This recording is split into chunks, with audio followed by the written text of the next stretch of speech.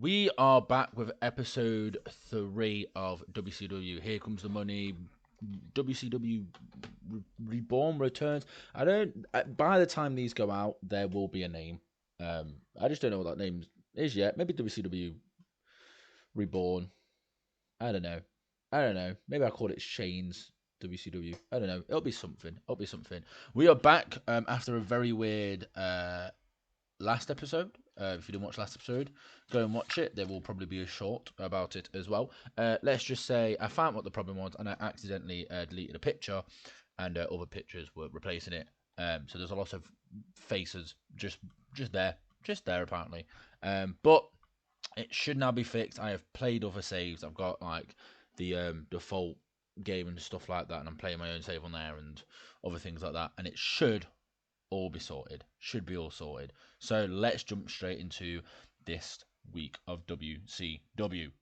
So we start off with a very nice 73 get in where WCW World Heavyweight / United States Champion Booker T comes out first, starts talking about his pay-per-view match against DDP. This very quickly makes DDP comes out, and before really those two can go too much in depth, they are interrupted by Buff Bagwell.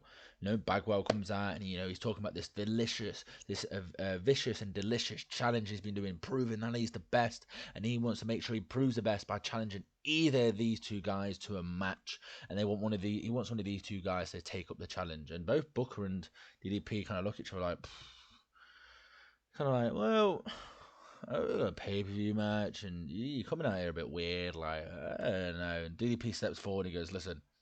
He looks at Booker and goes, I'll take this one tonight. But Booker, you got to have a match next week. Booker nods, shakes hands with DDP.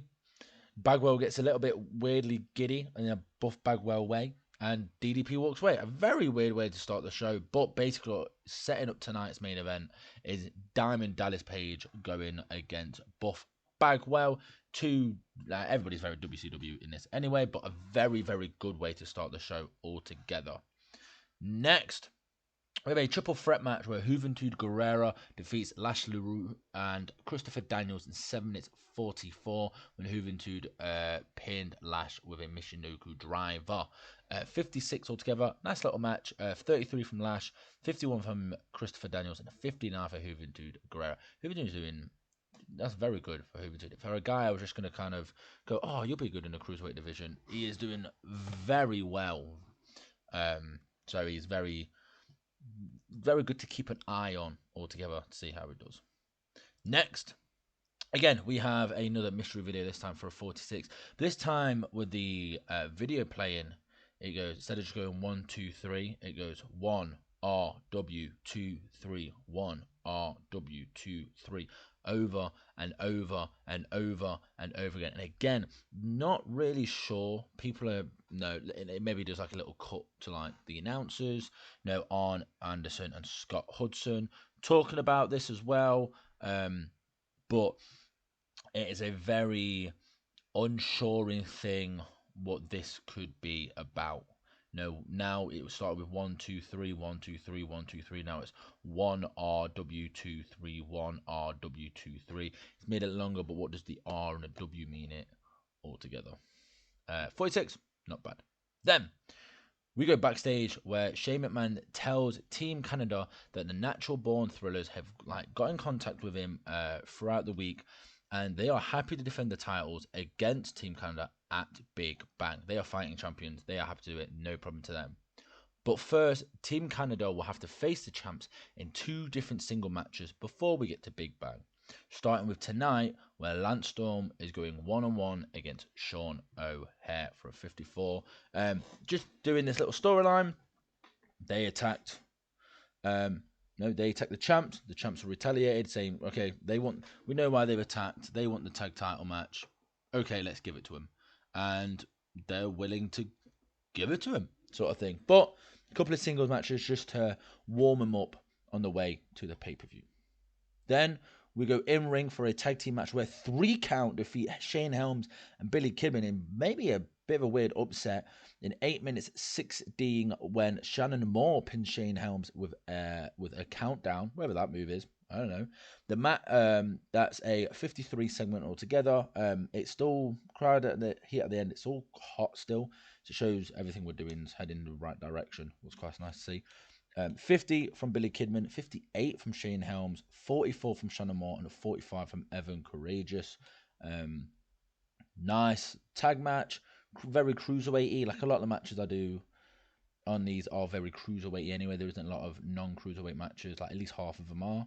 But we've had a triple threat where all gets going. Now it's a tag match with a team and 2 single wrestlers as well. So it did a bit of a different dynamic altogether, showing that the team won and actually got the pinfall in the end. Cause I'm a big tag team wrestler. I love tag team matches. They're my shit. And in my head as well, a tag team should always be beating 2 singles wrestlers. No, unless there is a major skill difference altogether. That's just in my eyes, so I'm very much on that. Sometimes storyline-wise, if it needs to make sense, then I can get away with it, but sometimes I'm very much of the team needs to win. 53, though, pretty good for this. Shane Helms killing it with a 58, though. Very, very good from Shane Helms. Next, we go backstage where Johnny the Bull is sitting in the locker room in his street clothes, chilling, whatever, his casual clothes, where little man, maybe a little Guido, people would say, walks in, introduces himself as little Guido to Johnny the Bull, and he goes to me and says, he feels like they have a connection in some way, a connection that is kind of that, like it would be formed by blood somehow, but no, like he feels that he can help Johnny the Bull.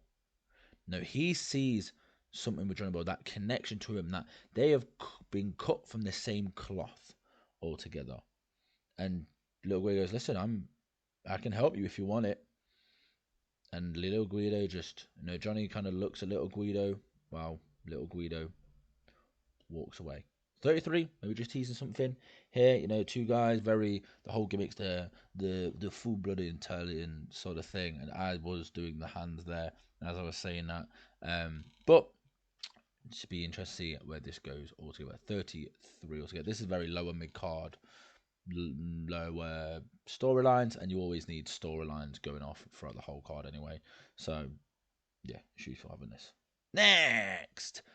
We have once again Stacy Keibler come out with Mark Drindrag and Sean Stasiak saying last week proved there is a change in the tag division, and once again they will prove it in this very ring, and they are now doomed because guess who comes out? The Road Warriors. The Road Warriors comes out and Stacy's furious. She complains. She says that they can't be out here. Why are the Road Warriors out here? They had no idea that they were going to be out here at all. They should not be allowed. But the Road Warriors, they make it clear that, well, we had a chat with Shane and yeah, we've got a match with him right now, sort of thing. Setting up that tag team match for right now in a 38. It's slimmed the crowd down a little bit, but it's okay to have a bit of a dip because hopefully we can bring them back up, get them to the back end. Hopefully. But the match itself gets a 45. Actually, that's not too bad. Wow. Road Warriors are not as good as I thought they was going to be.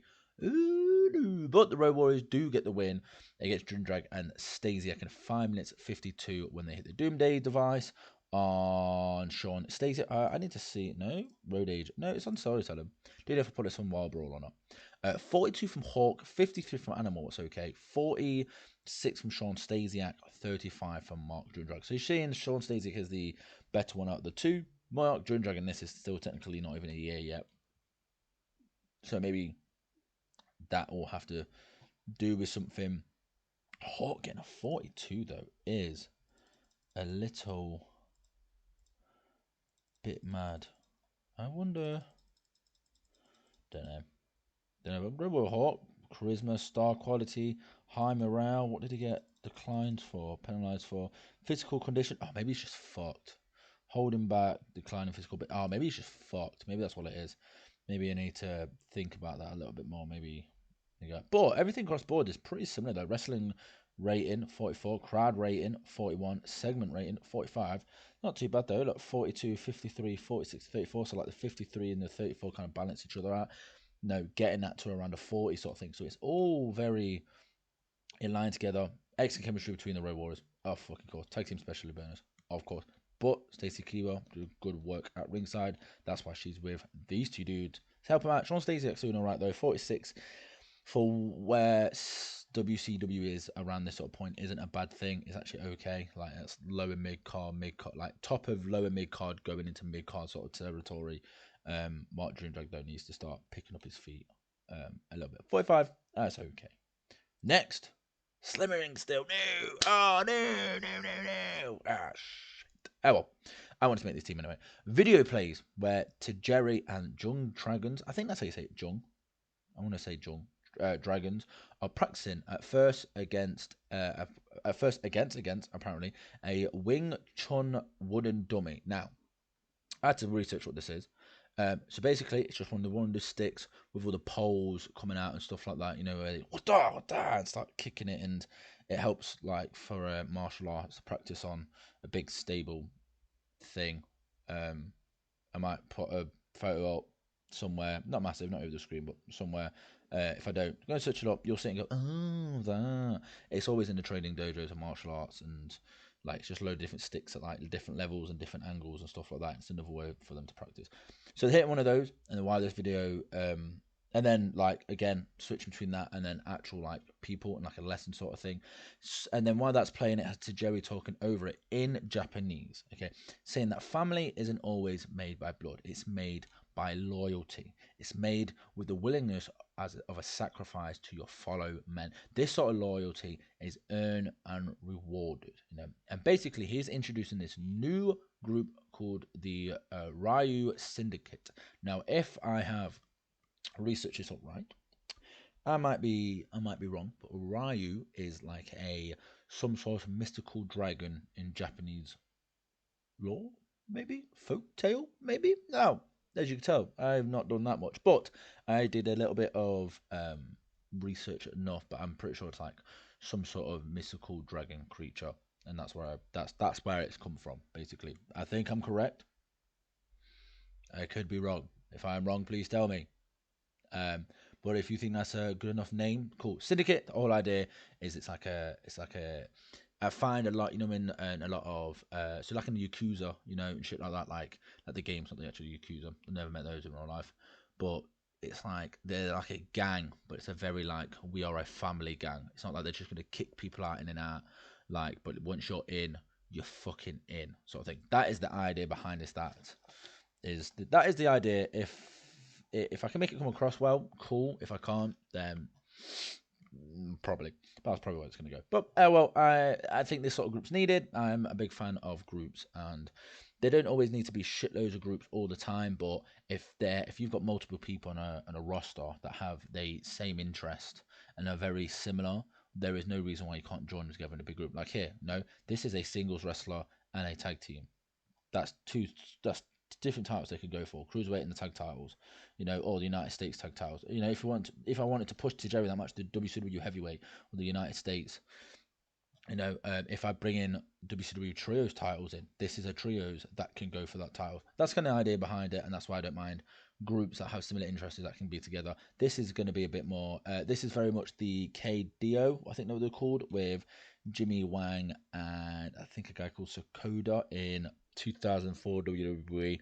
It's going to be that sort of. That's the idea behind the group, just a lot earlier. Less suits, I'm thinking. Less suits. I'm thinking less suits. But yes, enough talk about this. This is just the start of a little group altogether. It's like I'm trying to make up something. Maybe I'm a little bit. But let's just go into the next bit.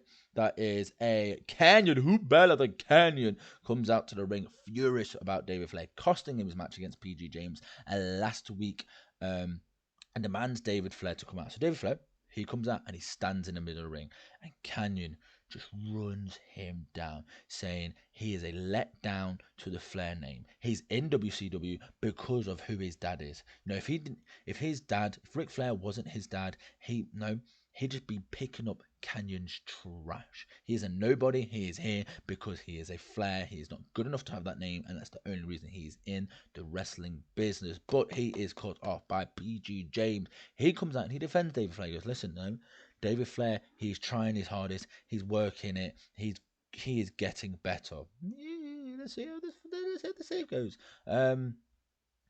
You know, defends him, sticks up for him, and then PG James then challenges Canyon to a tag team match next week, where it will be PG James and David Flair against Canyon and any tag team partner of his choosing who can agree to team with him. Canyon agrees.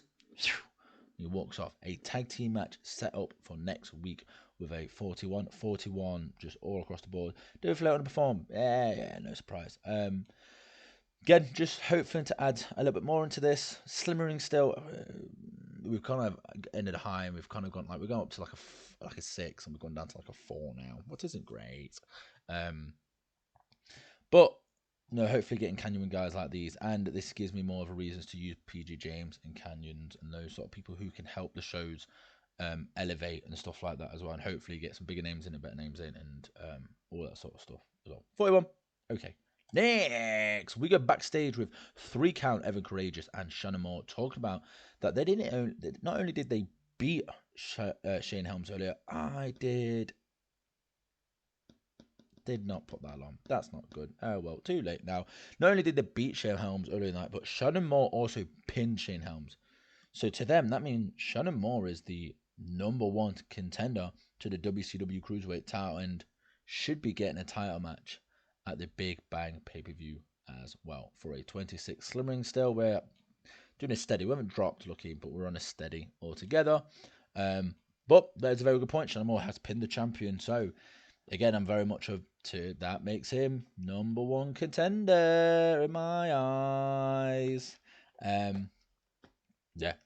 Next, we go to Hugh Morris defeating Kid Cash in 5 minutes 28 by pinfall with a moonsault for a 41. 52 from Hugh Morris, 47 from Kid Cash. Kid Cash just debuting. First match on WCW on this save.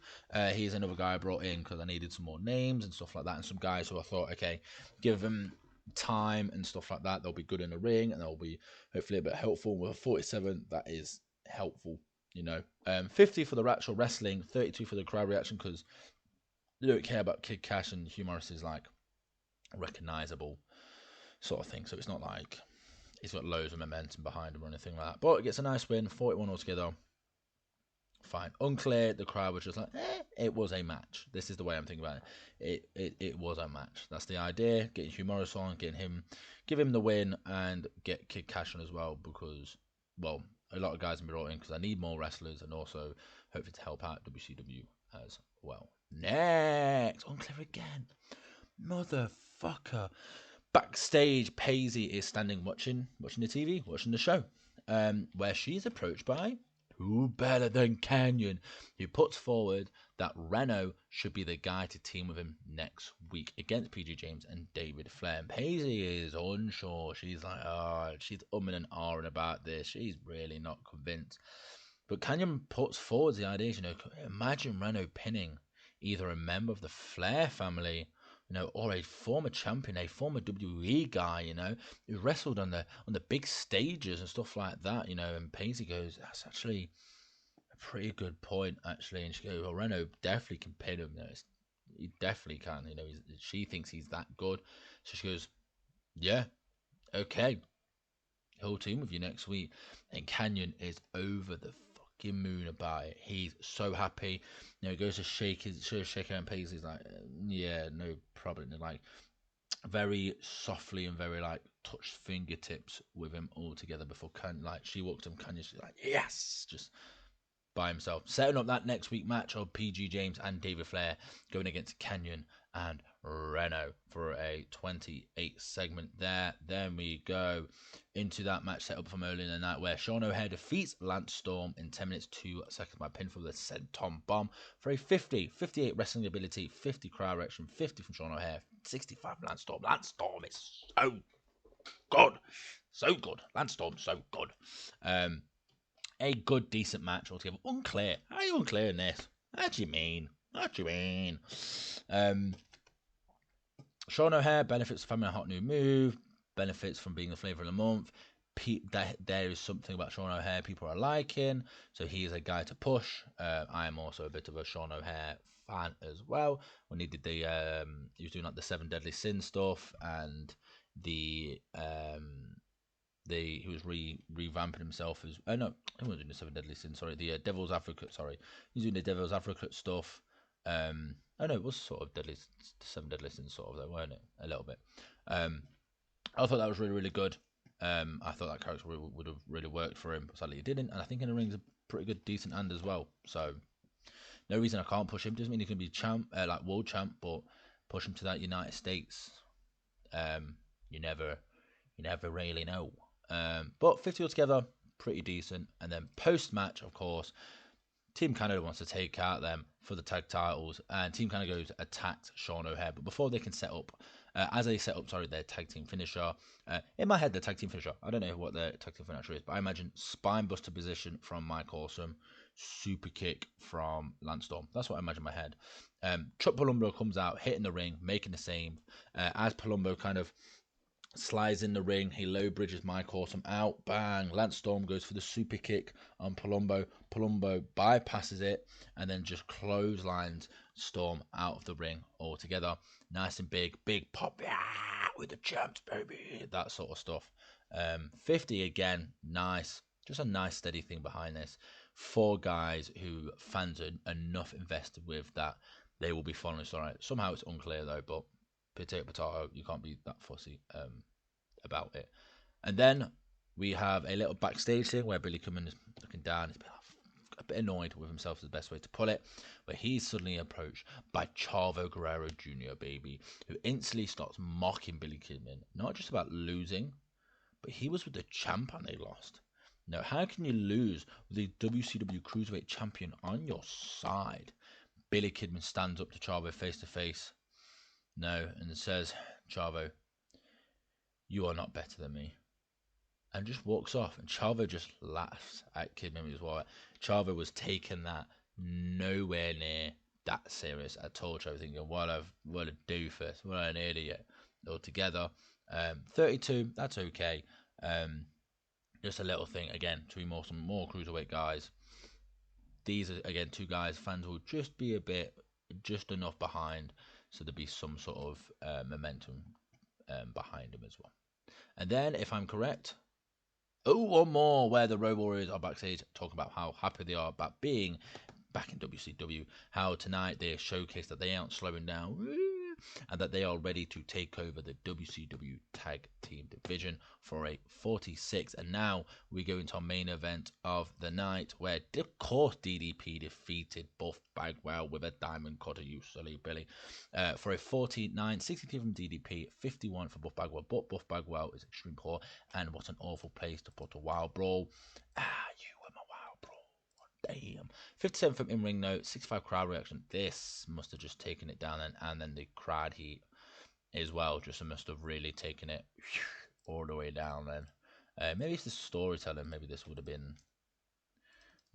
have a better thing, Bob. I don't really know how you get rid of extremely bad form. I don't know how you get rid of it. If you know how to do that, please tell me. I don't know how you get rid of it. I think it just goes after a bit. 49, okay, main. Again, a lot of other things were better, but 2 of the bigger names at the minute, especially with DDP challenging Booker for the belts at the pay-per-view. Makes sense this being main as well, but we're not done because we go post-match for a 6-1. Simmering. How are you simmering? What do you mean? Post-match, Buff Bagwell is not happy with the loss, so he attacked DDP from behind. Because this is that Booker T comes running out, like they said the agreement, they have each other's backs. Booker comes out, hits the bookend, straight into the sister kick, bang, on Buff Bagwell, still in it, making retreat. Booker helping DDP in the ring. DDP kind of pushes, not push, but just kind of goes, yeah, listen, leave me alone for a minute. Looking unsure at Booker T as he's, not like a Booker T, but a bit unsure altogether as he sat there in the middle of the ring to end the show. And the show gets a 53.